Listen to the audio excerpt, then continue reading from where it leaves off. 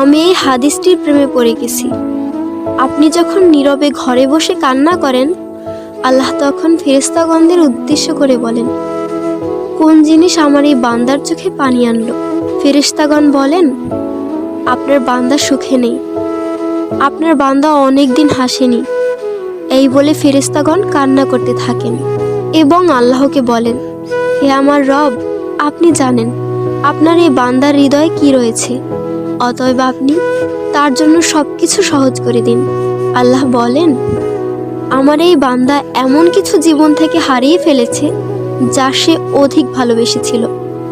অতএব আল্লাহ বলেন, আমি শপথ করছি, আমার বান্দা তার জীবন থেকে যা হারিয়েছে এর চেয়ে উত্তম জিনিস তাকে এনে দেব, যা দেখে দুনিয়া ও আখিরাতের সবাই বিস্মিত হবে।